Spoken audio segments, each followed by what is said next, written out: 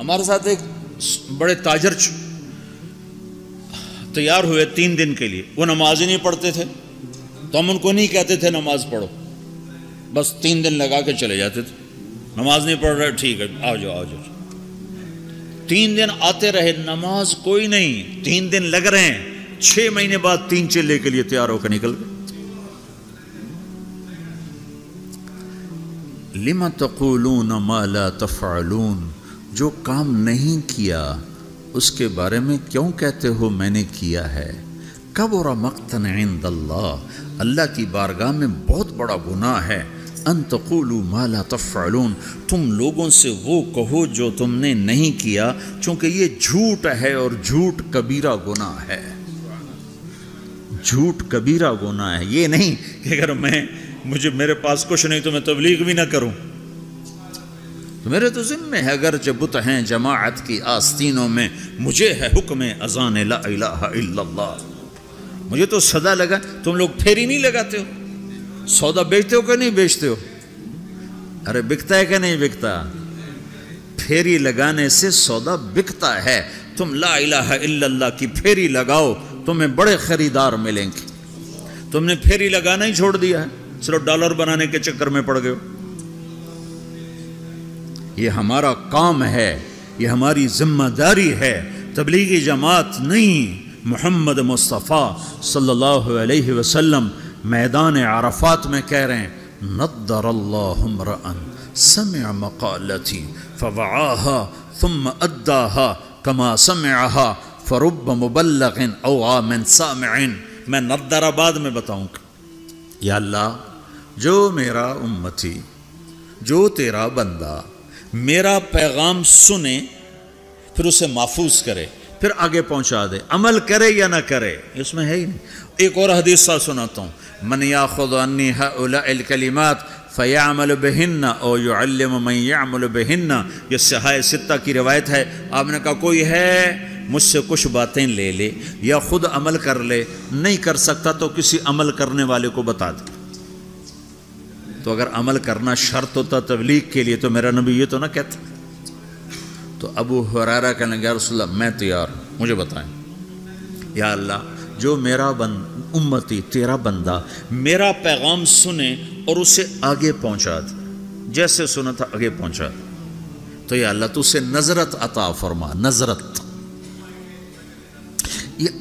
یہ لفظ آپ یہاں پاناما میں سمجھ نہیں سکتے، چونکہ آپ کے یہاں خزاں ہے ہی نہیں، اور یہ سمجھ میں آتا جب خزاں دیکھی ہو۔ پتجھڑ دسمبر میں آ کر ہمارے ہاں پتے جھڑ جاتے ہیں، جنوری میں پتے جھڑ جاتے، درخت ننگے ہو جاتے، بالکل ننگے ہو جاتے، اور قرآن میں یہ لفظ آیا تعرف فی وجوہہم نظرۃ النعیم، تو دیکھے گا ان کے چہروں پر نعمتوں کی نظرت۔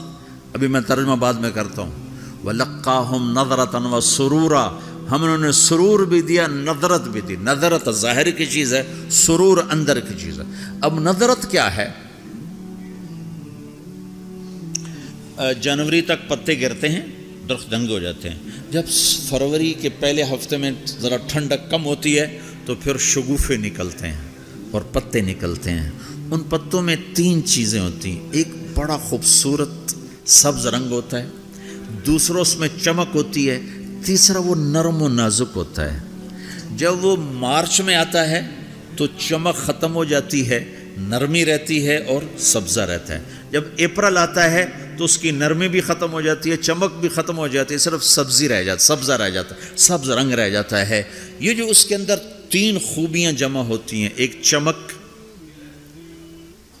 ایک رنگ اور ایک اس کی لچک اور نرماہٹ، یہ تین چیزیں ہمارے علاقے میں درخت کے پتے کو صرف 1 مہینے کے لیے نصیب ہے۔ اس کو کہتے ہیں بہار۔ دنیا میں ناممکن ہے ایسی بہار مستقل قائم رہے۔ اپریل میں جاتے ہی بس اس کا ایک روپ رہ جائے گا سبز، باقی 2 روپ ہوا لے جائے گی، تپش لے جائے گی۔ یہ دنیا میں نہیں ہو سکتا۔ تو میرا نبی کہتا ہے، یا اللہ، جو میرا امتی، جو تیرا بندہ میرا یہ پیغام لے کے لوگوں تک پہنچے، اسے تو ایسی بہار دے جس میں خزاں نہ ہو، اسے تو ایسا خوبصورت کر دے جس کے پیچھے بدصورتی نہ ہو، اسے ایسی خوبصورت زندگی دے جس کے پیچھے بدصورتی نہ ہو، اس کے اندر کو خوبصورت کر دے، باہر کو خوبصورت کر دے، خوشحال کر دے، آباد کر دے، نہال کر دے، آباد کر دے، دنیا بھی میں بھی خوبصورت بنا دے، آخرت میں بھی خوبصورت بنا دے۔ نظر اللہ، آگے مفعول فی ذکر نہیں کہ کہاں یہ بہار ہو، تو دنیا میں بھی آخرت میں بھی، دنیا میں بھی آخرت میں بھی۔ کہ یہ دعا کسی کو نہیں دی سوائے تبلیغ والوں، جو بھی تبلیغ کرے، میں کروں آپ کرو، جو کرے، یا اللہ جو میرا یہ کام کرے اس کی زندگی میں خزاں نہ آئے، اس کی زندگی میں بہار۔ کون سی بہار؟ وہ 3 صفت والی بہار کہ چمک بھی ہو، رونق بھی ہو، حسن بھی ہو، جمال بھی ہو، کمال بھی ہو، اور زوال سے پاک کر دے۔ یہ دعا ہے جو تبلیغ کا کام کرے گا۔